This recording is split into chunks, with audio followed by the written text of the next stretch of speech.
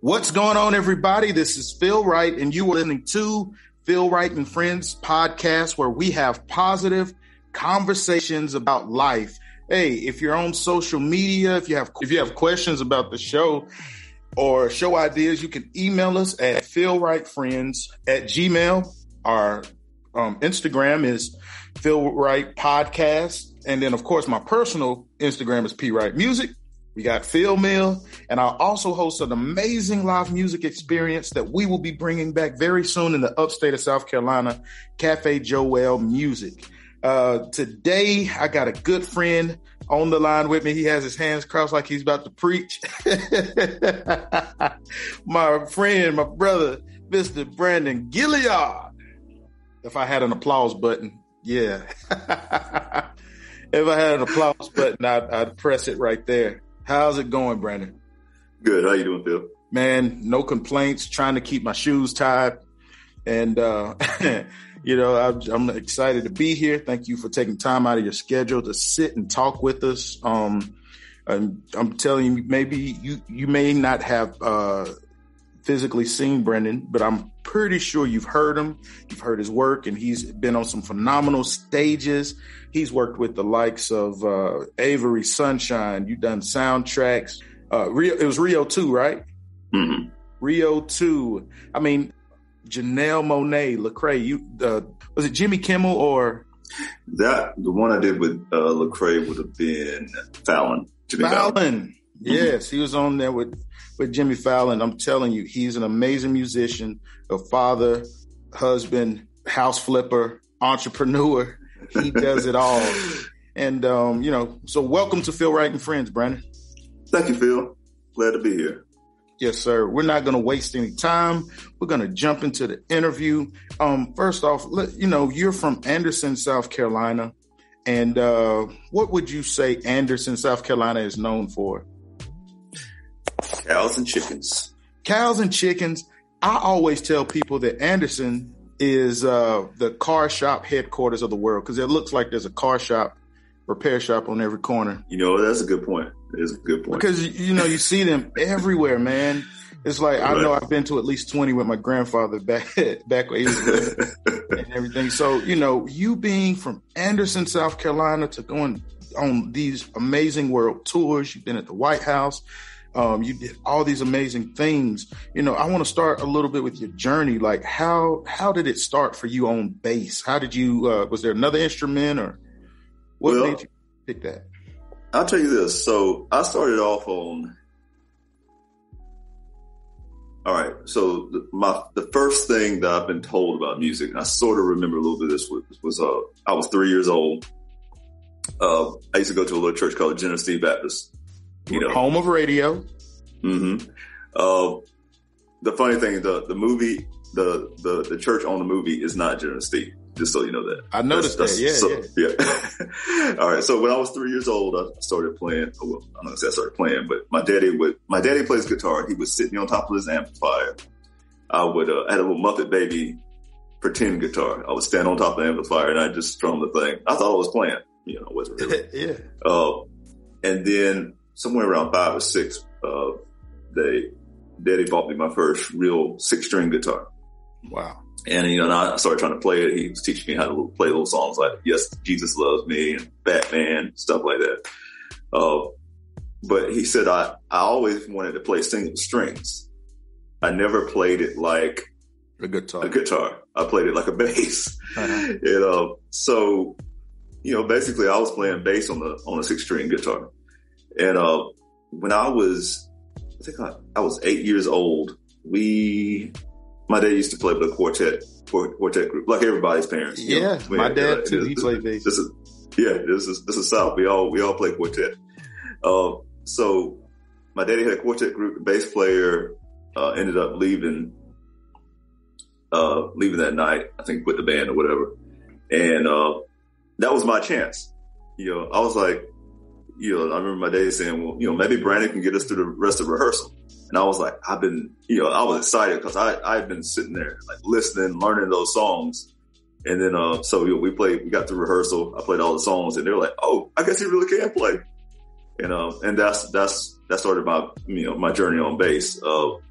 my daddy went and bought me a little bass, my first bass, like a week later. Okay. I started playing with the quartet group, and then I started playing with church soon, playing at church soon after that. It's interesting that you said quartet music. I'm just curious. A lot of people say, quartet's easy, and a lot of times it is. But talk about how quartet kind of shaped you into the bass player that you are now. Okay. Well, I'll tell you a funny thing, Phil. When I was a kid, 12-year-old me could not stand quartet. I could not stand it. I hated it. But, as I got older, I have a music degree now. I went to college, got a 4-year degree in music, and, learned to play all these different genres. And then over time, I started to realize, I was like, man, quartet music is where it's at. It's locked. It locks. It teaches you a lot of pocket, which is discipline, musical discipline, just different things like that. So, I'm not going to say, when I'm playing a gig, I try to play the gig. Try to play whichever genre I'm playing, but I try to be disciplined in whatever genre it is, meaning I'm not going to just overplay just for the sake of saying, just for the sake of showing off or whatever, Yeah, because if you get out of pocket in quartet, they will turn around like, what are you doing? Yeah. Oh, yeah. You always hear that all the time. Right. The thing about being a musician is a big part of being a bass player is being disciplined, or a big part of being a working bass player is being disciplined. You know what I mean? So, I just always try to make sure I'm not overplaying, not overtaking the singer, not overtaking anything else. I'm just kind of giving everybody else a firm foundation, if you will, wow. to everybody else to kind of, do their thing on top of it. So if I only play one song, if I only play one note per song, if that one note feels good, that's my job. Does that make sense? Yeah, definitely makes sense.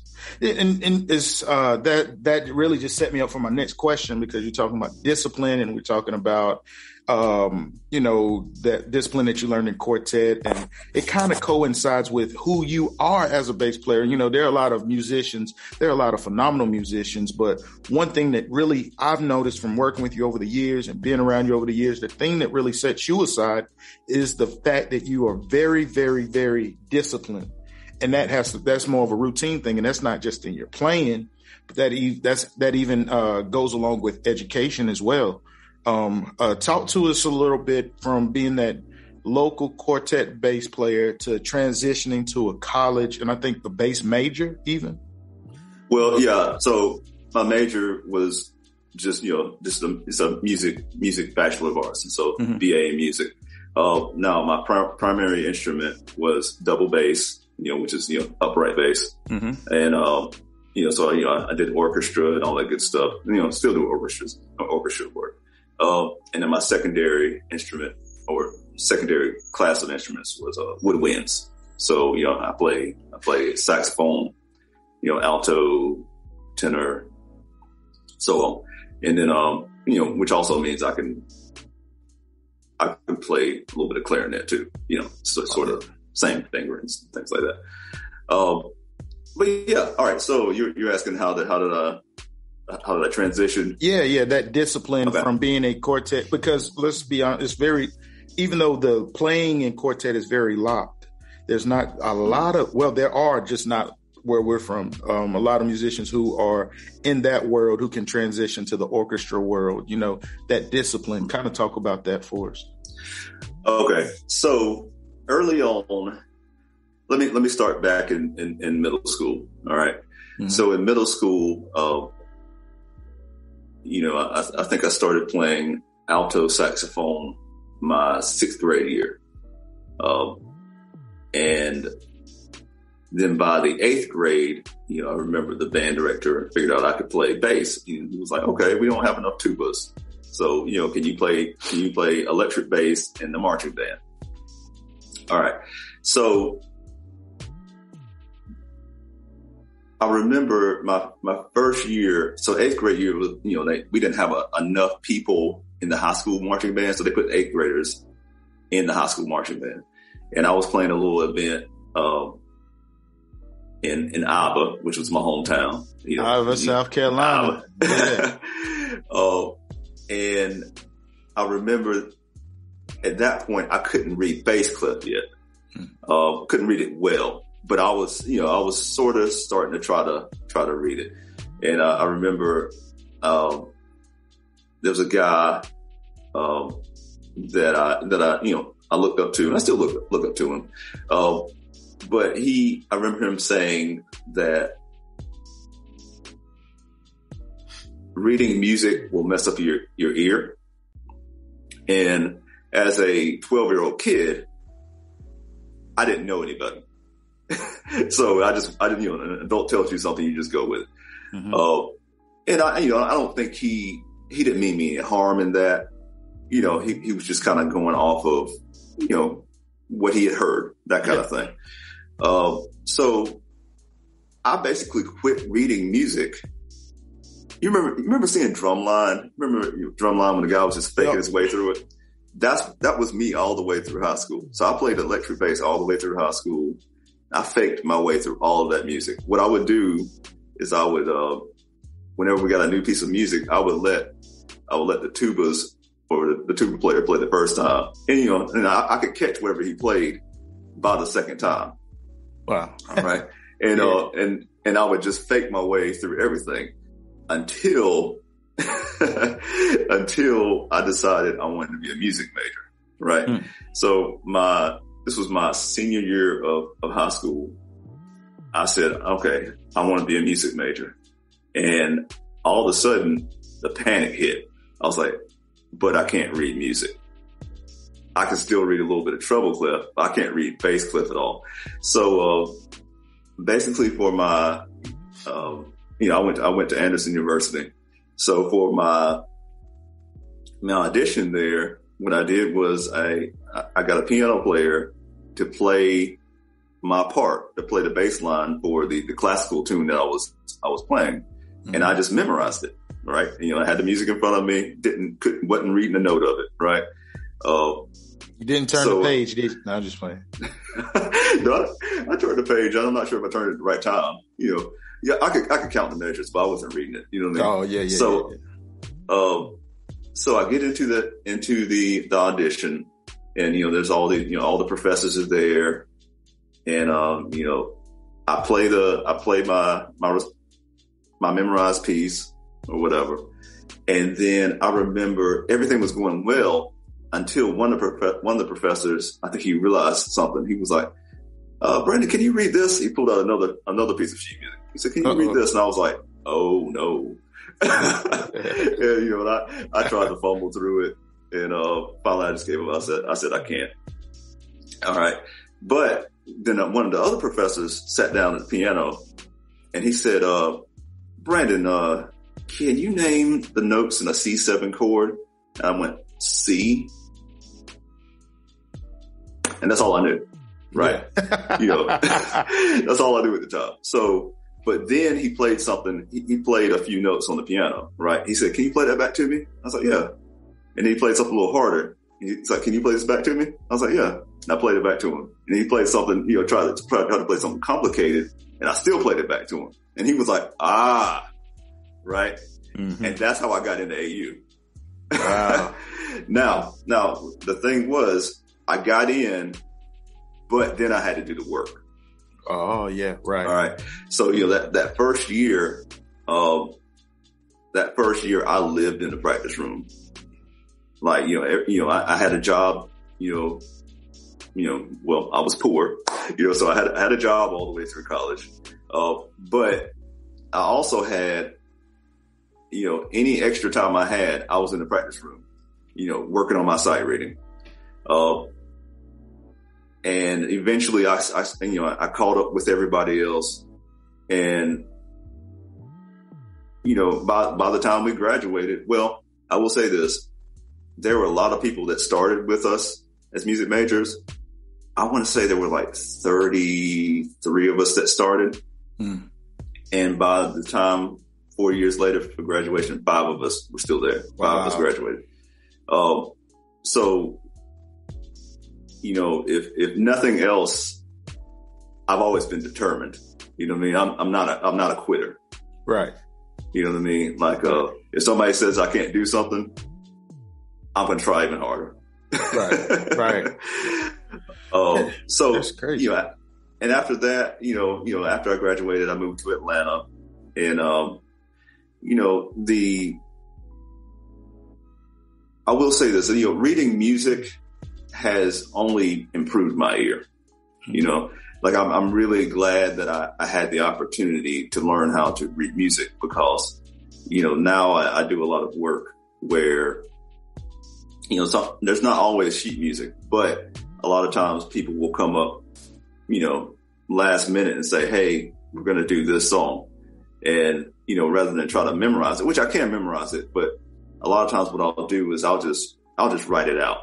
You know, I'll just, you know, there's 2 ways of doing it. There's a way of just writing chords, or you can do full notation. You know, I prefer to do full notation, because that way there's no question of rhythm or anything. You know, everything it's like reading exact words off a piece of paper. Wow. You know what I mean? Except it's like reading words off a piece of paper, but with rhythm. Does that make sense? Yeah. Okay. Rhythm and tempo.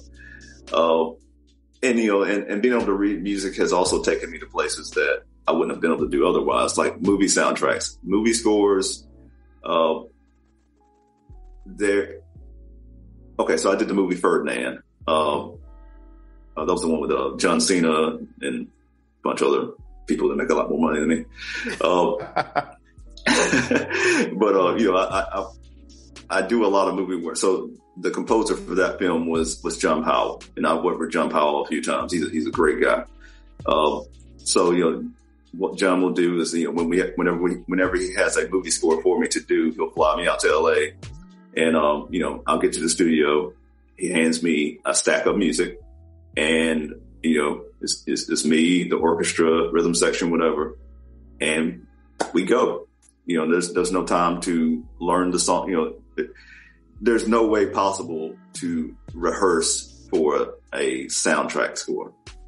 So you just pretty much show up to the studio and it's like, boom, let's hit right. it. Yeah. You know, they hand you the music, and here's the thing: if you can't keep up, they will send you home. Right. You know, that is just the thing. It's business. So, you know, thankfully, you know, I sight read well enough. You know, that is one of my strong points is sight reading. And it's not a thing that just comes naturally. I have to work at it. Just like anything you want to be good at, you got to keep it up. Right. You know, even now, you know, I've been out of college for years, but I still sit down and, you know, I practice sight reading because I don't want to lose it. That's really dope. That's crazy. I feel that the thing, like we said before, that discipline that sets you aside from most folks and most musicians is the fact that you can read and you can also vibe and play off of the fly. So you went to college. You're from Anderson area. You're playing the bass and through high school and everything like that. And then you decide you're moving to Atlanta. And you're playing bass full time. That was your full-time gig, right? Was that your full-time gig, or did you transition into that when you talking about straight out? Yeah, straight out of college. So straight out of college, you can basically say it was my full-time. You know, I was when I moved to Atlanta, I did sort of want to be a teacher. Mm-hmm. You know, because I have a teaching degree. You know what I mean? I was never able to, you know, like I was subbing a lot. You know, I actually, there was one year where I actually subbed for a full year for somebody else. But, you know, I was never able to get a full-time teaching job in Atlanta. So, you know, it sort of kind of came out of necessity, you know, like the full-time music thing. Right. It sort of just kind of became like, okay, I got to do what I got to do. Right. And it's great. You graduated college in 2005? 2005, long time ago. I don't know if I graduated high school in 2005, so I came to Atlanta. We were kind of coming to Atlanta. I think you were there before me. We were working with an artist named Cat Chain. Yeah. Cat Chain. But there was this other time. You remember me, you, and Neil, and one of my homies from here. We went to this audition. You remember they had some gospel show that they played, and they said, if you want to come and audition for this artist, just come to this rehearsal hall. You remember? Do you remember that? Vaguely. And you actually got the gig. We didn't. That thing was hilarious. Yes, me, you. I don't know if you. I know you got the gig. Me, you, Neil, and my cousin Derek. We all went down there. That's funny. I almost forgot about that one. Man, that thing was funny. That thing was hilarious. And because I remember we got there, and she we was like the last ones to audition, and she was like, "Oh yeah, y'all want." She said, "All right, now if you gonna be with me, you gotta y'all love the Lord." She's like, "Y'all love the Lord." She's like, yeah, we love him. And man, I remember they played something. I think for us that was singing, I think we actually sung something on our own. They wanted to hear us sing on our own. Then they played a record.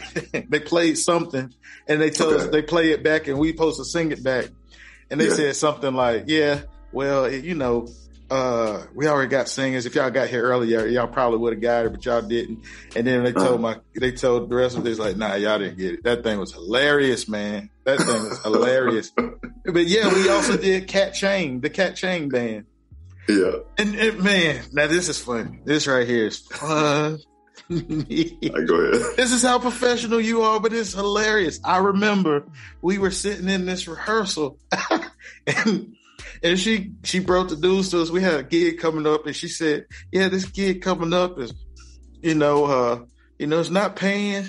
It's not going to be paying or nothing. Like, it's not going to be paying and this and that." And so on the background second said, "We got to get paid. This. You sat there. You sat there cool.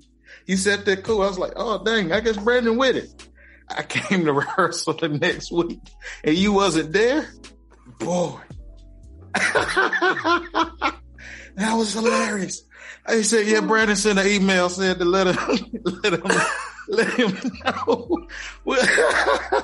Oh my God, man. Hey, Phil, I'll say this. I love people. I love people, but man, we do this for a living, man. We do it for a living, man. That was one of the smartest things, because when she's giving us the whole spiel, you were sitting over there cool. I was like, Brandon ain't saying nothing. I guess all right.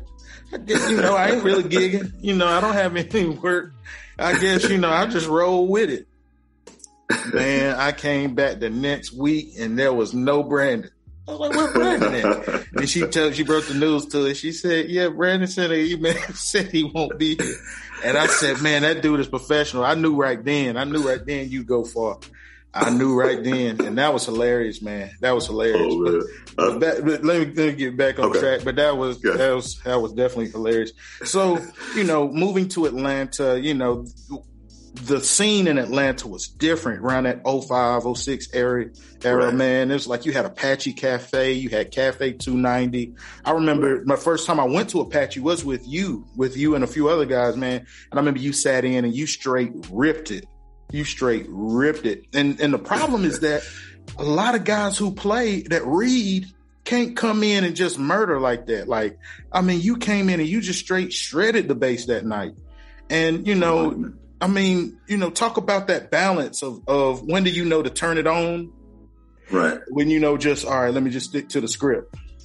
Right. It's a lot of reading the room. You know what I mean? Right. When people say when they read the room, like I'm basically, that night at the Apache, the vibe was, come in and do your thing, or they're gonna send you off the stage. Yeah, they would. I've seen many get kicked out.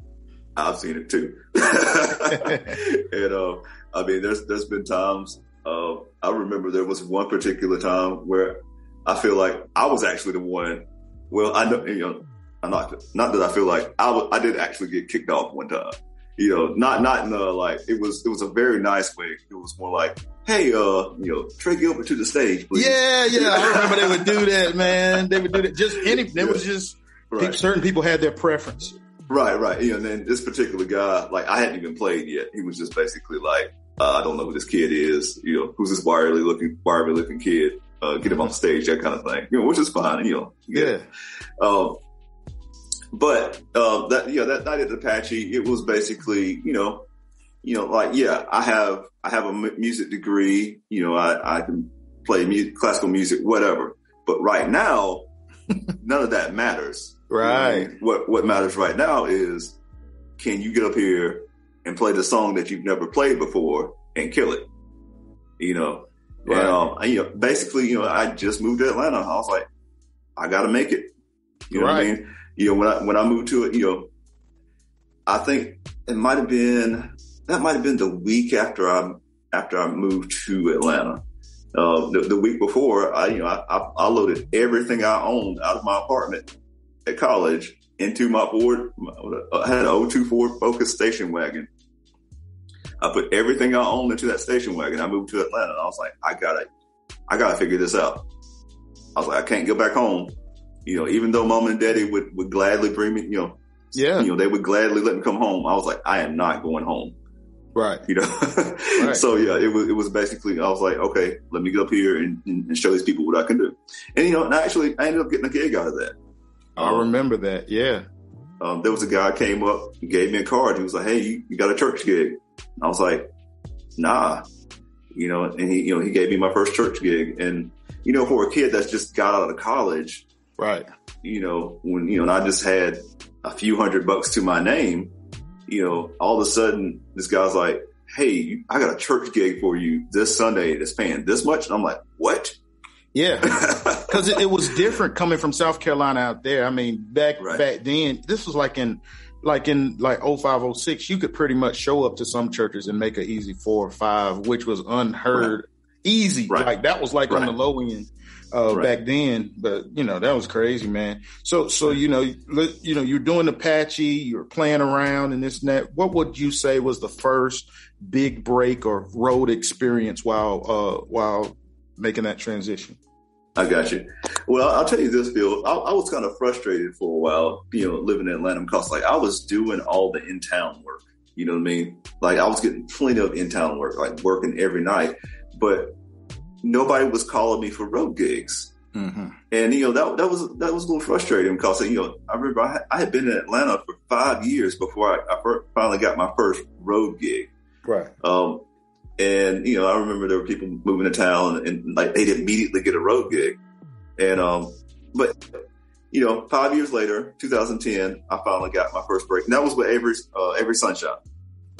Amazing artist. Yeah, she's great. She's a great person too. I'm trying to remember where that first gig was. I think the first gig was, we went down to a little town outside of New Orleans.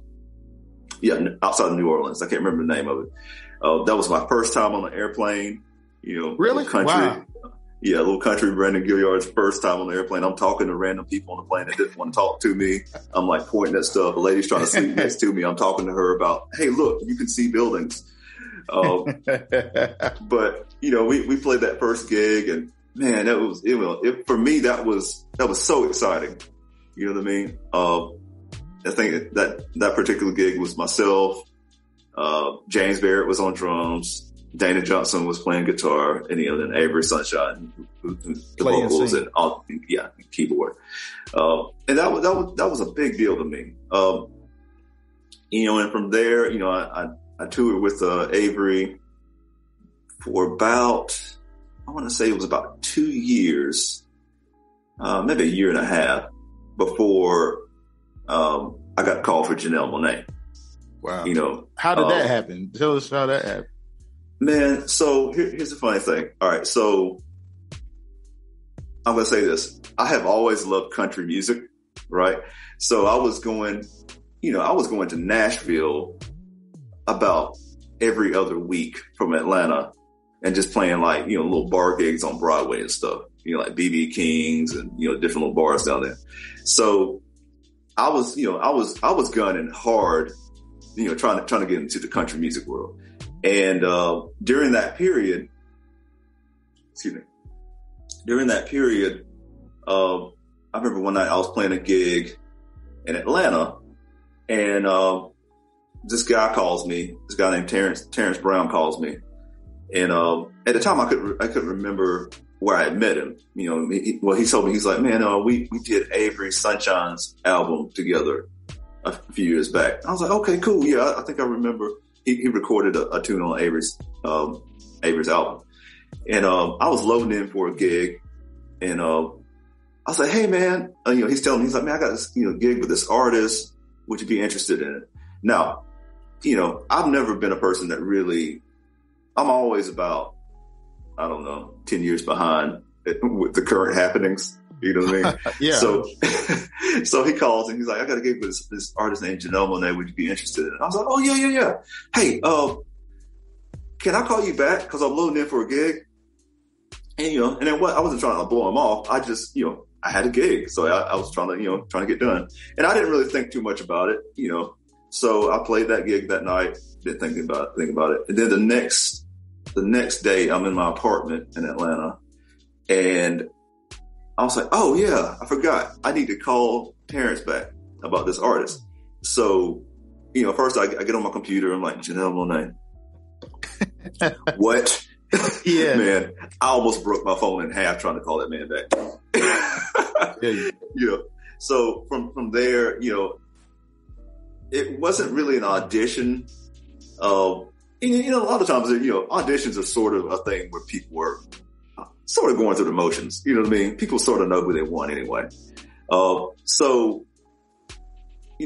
we had a, sort of an audition, and then I recorded a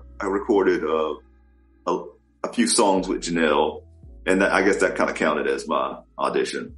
And she saw, they saw that it was a good fit. They liked me and all that good stuff. And then she hired me for a touring band. Wow. Yeah. And then from there, like, man, we went everywhere. Literally. I mean, you were on TV. It seemed like, did y'all do Arsenio? Did y'all do an Arsenio? We did. Yeah. He came back. We did. Yeah. We did Arsenio. Yeah. We did the SNLs. We did a Letterman when he was still on. We did, Today's Show. We did everything there was to do at the time. Yeah. So tell me about the process of preparing for a tour like that. And I get asked this question a good bit, and I know it from my perspective in the lane that I work in. But for somebody who is interested in touring or something like that, it's not like, okay, there's a tour, we just pop out on the road like tomorrow and just leave and go. What was that process, like rehearsals, or how long did you prepare for that? All right, so here's the funny thing about Janelle's gig. We did not have, all right, my first show was in, I think, Veracruz, Mexico. It was I can't remember the name of the festival. It was a huge festival, like 20,000 people out there. I had never seen a crowd that big.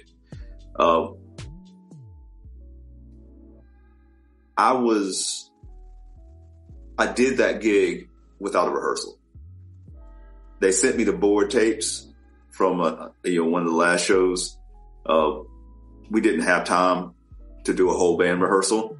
So basically the MD sends me that stuff. He says, learn it. And, here's the thing, music directors, artists, they know, if they can trust you to do a good job or not. Right. You know what I mean? And Terrence trusted me, he had seen what I could do. He knew I would be okay. Now, here's the thing. If I got out there and I didn't know the songs and I crashed and burned, my reputation would be trashed. Right. You know what I mean? And I wasn't going to let that happen. When I'm given the opportunity to do something, in music, it's all about opportunities. You know what I mean? So whenever I'm given the opportunity, I do the best that I possibly can. So, I got board tapes, and we get up there, and, I remember, that particular show the show started with me, and for just a second, I was just like looking at all those people and I was like, man, that's a lot of people. But then I realized, I was like, man, they are screaming for us. And that was it. You know what I mean? And like, after that, I realized I actually come alive in front of like a lot of people. Now, if you ever want me to clam up, put me in front of 3 people. That is, I get so nervous. But so like, did you have to learn the steps for that first show too? Like, cause I seen one video and I seen you see you doing some stuff. Right. That was a glorified 2-step. That's all it was. Oh, okay. There was a little bit of choreography that came along like later on or whatever. Mm-hmm. But in the beginning, I was just watching what Janelle did and just follow her, that kind of thing. so like eventually did you guys, I'm assuming before you guys did that big run, the tour run, that you eventually rehearsed and everything like that? Yeah. Oh yeah. So was it like a 8-hour day, 12-hour day? Because here's the thing. I want to say this for the musicians who are aspiring to do this. They think, we rehearse about an hour or something like that. And maybe it was, but what was those rehearsals like? These were full production rehearsals. So these were, I think 8 to 10 hours. Wow. You know what I mean? Yeah. These are production rehearsals. And it's a lot of rehearsing things that you feel like you already know, but basically you're just rehearsing it enough times to where it just becomes second nature. Right. Yeah. So that you can't mess it up. But yeah, there for that, the Electric Lady tour, there was a real rehearsal. Now 2 weeks, a month, or how long did y'all? We did a solid week at the beginning, and then I think we did we went out to LA and did about another week, like in the middle of it. That's what we were about to do, like the BET Awards and stuff like that. Oh, wow. So you did the BET Awards too? Yeah. Man, that's crazy. Now, here's we talked about this before. Like along the journey, it's crazy how sometimes we run into people that we met early in our journey. I know that while out, I think when you were out with Janelle Monáe, you end up running into Marcus Anderson, right? On tour, like, and I mean, from being from South Carolina, there's not a whole lot of us out there working like that.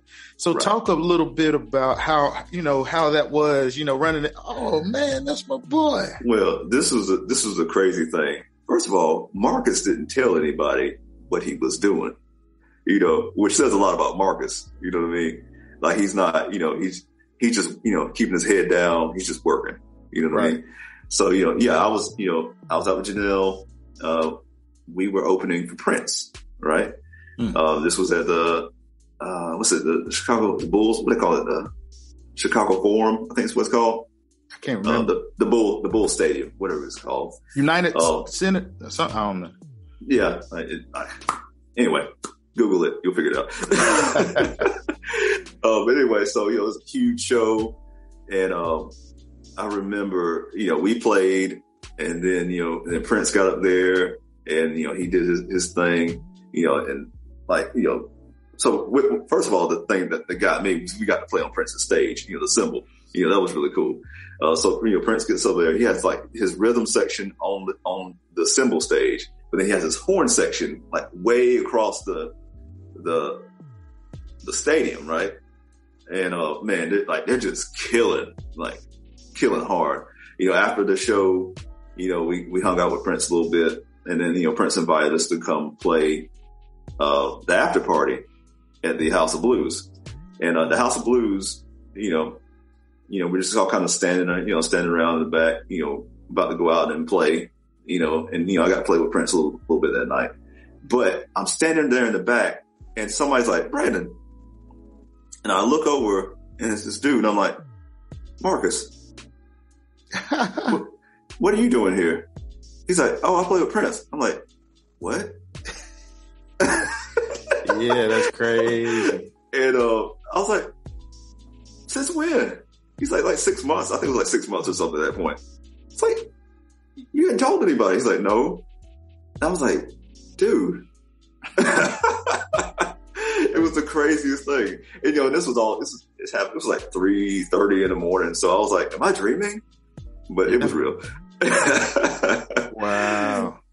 That's crazy that you got an opportunity to run into somebody from around the way. As a professional musician, sometimes the thing that we run into is people can play a particular gig, or they, do it for a particular, 2-3 years. For one of the hardest things to do is to just step away, knowing when your time is up and transitioning to do other things. So as a professional musician that's in what would seem to be, a perfect situation, walk us through even walking away from that situation, like when that it's time for you to, transition out. Yeah. So, Janelle's gig was a great opportunity. You know what I mean? Like, there was a lot of good that came out of it. But, me as a person who does this for a living, it was just time for me to go ahead and let that one go. So, it was basically like, I see an opportunity to do better for myself. And, so I resigned from Janelle, and I went back to, in quotes, being a nobody.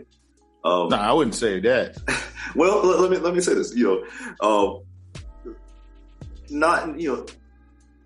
a thing about music is you can sometimes,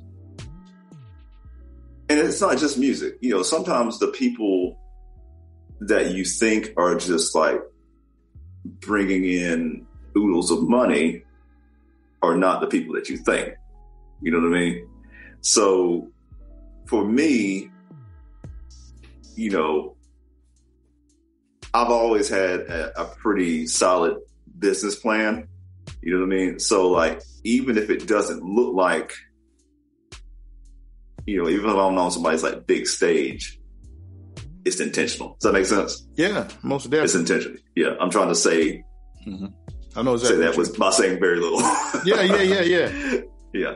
So, it was just time for me to go do some other things, and, this is all about, like I have a plan, my plan was to, go ahead and buy a house, different things like that. You know what I mean? So, I did those things. Okay. So, I'm not going to hold you too much longer. I got a few more questions. Okay, go ahead.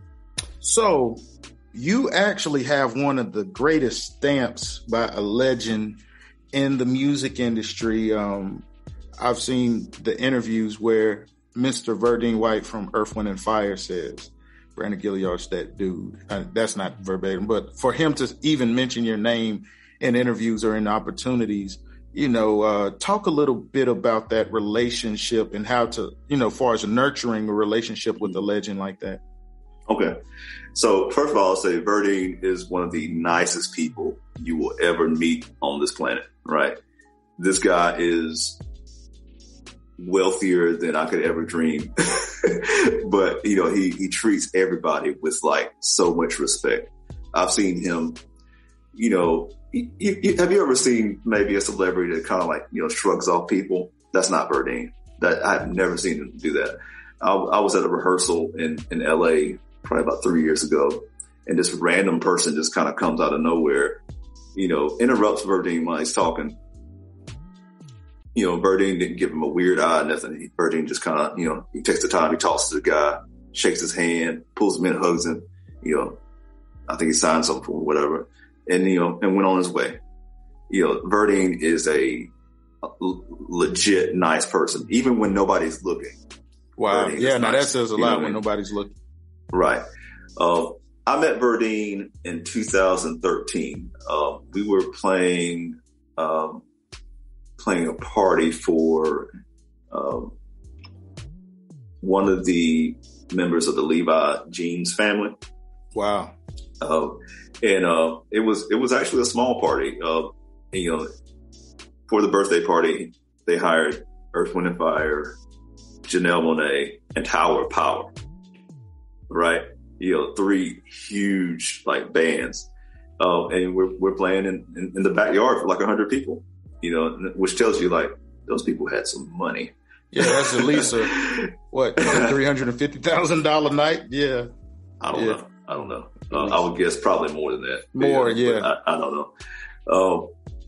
But anyway, so I remember I met Verdine that night. It was one of my bass idols. I also met Rocco Prestia, the bass player for Tower Power. I met both of these guys the same night. I was like, man, these are like the people I want to be like. So I remember I met Rocco. We talked, we had a good talk. Friendship ended up coming out of that too. But I remember I was looking around for Verdine, and finally, somebody pointed me to where he was, and I knocked on the door, and Verdine's like, oh, come on in. And so I walk in, and I introduced myself, and he said some nice things to me, and I introduced myself. He's like, yeah, I know who you are. I was like, what? He said he'd been listening to some stuff I had done. I was like, wow, okay. We talked, we took a picture together. I was so nervous. I was so nervous because, I remember as a kid, Verdine, Earth, Wind & Fire came to Anderson when I was, I want to say 12 years old. In the amphitheater? Yeah, the amphitheater. Yeah, when it first opened. I remember. Right. No, that was a ticketed show. Like I said, I grew up poor. It is what it is. I couldn't afford a ticket to that show. I stood up. There was a gate at the back. I climbed up on that gate and I stood there and I watched that entire show hanging off of that back gate. Right. And I remember, I didn't know Verdine's name at the time, but he used to always wear a red suit. And I was like, it's the man in the red suit. That's what I always called him. And I used to always be like, I want to be like the man in the red suit when I grow up. And when I got to meet Verdine all these years later, it was just like, what? I'm meeting this guy and he's nice. So, we exchanged information. He gave me his number. I gave him my number. And, it was very nice. I honestly, I can't say, I know he's a busy man, so I didn't 100% expect him to ever call me, but the next week I get home, I get home from San Francisco and I'm about to eat dinner. Me and my wife are sitting down for dinner and my phone starts ringing and it's Verdine White. And I'm like, oh gosh, it's Verdine White. I'm like, what do I do? My wife's like, answer it. I'm like, oh, so I answer it and, it's Verdine, and, he's just like, hey, I'm just calling to make sure you made it home all right. Everything good. He was like, hey, he's like, stay in contact. And I was like, wow, Verdine just called to make sure I was okay. Right? Right. That was big. Man, Verdine has this, all these years, this is 2022. So I've known Verdine for 9 years now. He calls me just to check on me. He'll call to check on my family, check on my son.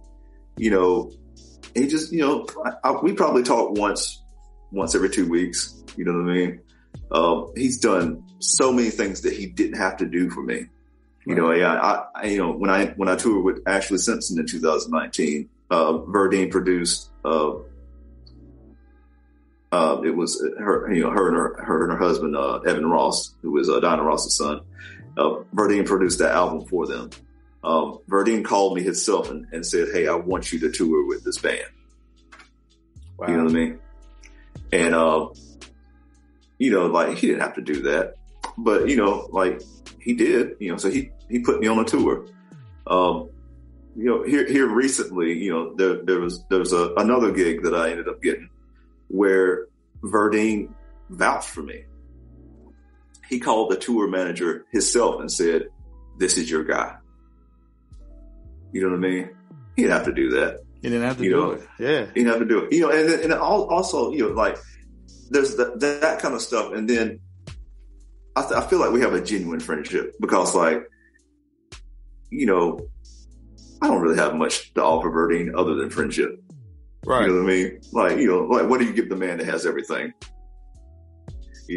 All I can offer is friendship. I feel like we're real friends. Wow. And I really appreciate that from him. Yeah, that's amazing. And it's the power of relationships and everything. You also had another highlight. You actually played at the White House, and not Trump's White House, but the good one, right? Yeah. You played there when Obama was there, man. Yeah. Like, how? Like, what happened? Like, what? Tell me about that. All right. So the first time was the Easter egg roll. The first time? Oh, okay. Yeah. That was, it was with Janelle. We played the Easter egg roll, and, that was outside on the front lawn or whatever. The second time was Obama's second inauguration. All right. And man, that was like a dream. I got to meet Obama that night. Obama was so smooth, dapped me up, and I was like, wow, that's a cool president. Yeah. We played the party that night, like in the actual White House. Now there weren't a lot of, at the time, everything was kind of under wraps, what I mean? So I remember the next morning, a thing that news outlets will do is if they don't know every detail, they'll just try to piece things together and just say something. So, what actually happened that night was we played the White House. There were a lot of celebrities there, tons of celebrities, the next morning, because the news outlets didn't know what happened, I saw one thing that said Usher rocks the White House. Usher did not play that night. He was there. They saw him coming out, right? Mm-hmm. Something else that Kelly Clarkson, they were just trying to like guess, they had no idea what actually happened. The cool thing that happened that night was, Eric Benet, saw us playing. I got off the stage, and, Eric Benet, he comes up, he's like, hey man, y'all were killing, so on and so on.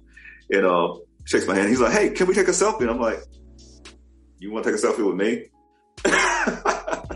I'm like, you do realize I'm just a bass player, right?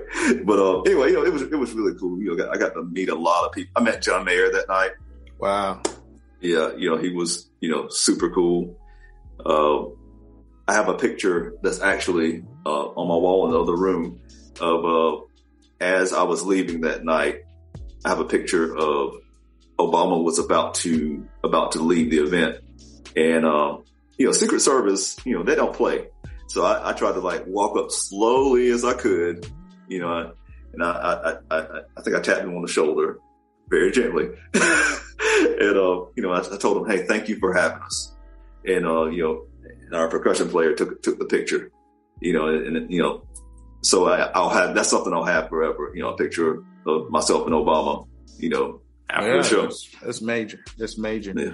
So, there's so many amazing stories that we could tell, and you'll definitely be back here on Phil Wright and Friends podcast as we talk more about the music industry and things like that. But before we leave, one of our themes here is sticking to the plan. In life, especially coming out of this pandemic, or some would say still going through the pandemic, it's hard to stick to the plan, or people are looking for direction or trying to find that next thing to do. What advice would you give to just, whether it's a musician, entrepreneur, or anybody, as far as just sticking to the plan? Sticking to the plan. Well, I'm going to say this from my life experience. My plan has always been have more than one plan, if that makes sense. You know what I mean? Tons of sense. Sometimes having another plan allows you to continue with plan A. Does that make sense? Right. I play music, but I also own another business. You know what I mean? So owning that other business has actually allowed me to do more of what I want to do. You know what I mean? Right. And that other business is not something I'm going to give up. It doesn't cut into my music time. And I'll tell you what it is. I started buying and flipping houses during the pandemic. Music was shut down. I bought some houses and realized like, oh wow, I can make a good bit of money pretty quickly. Now, is it hard work? Yes, it's extremely hard work. But I realized, I was like, man, if I could just do a few of these a year, that'll allow me to, just continue doing music and, do more music that I enjoy. So I don't think there's any shame in having another plan to allow you to continue doing the first plan in an easier way, if that makes sense. Yeah, for sure. Definitely makes sense. Right. Yeah. Those are gems, man. Thank you so much for that wisdom. Anything coming up, anything new that we can expect from you over the next 6 months to a year? There may be some stuff. There may be not. I don't know. I feel you. Music is a thing. It's a thing where we get opportunities. Some of those opportunities pan out.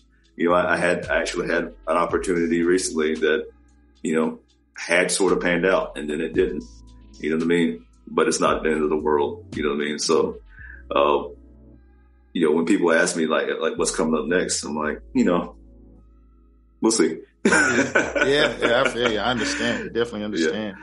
Yeah. Well, you heard it right here on Phil Wright and Friends podcast. Where can they find you on social media? I am My Bass Player at My Bass Player, MYBASSPLAYER. My website is www.mybassplayer.com. You can contact me through the website or my social media. If you want to book a bass player, just send me a message. I will reply.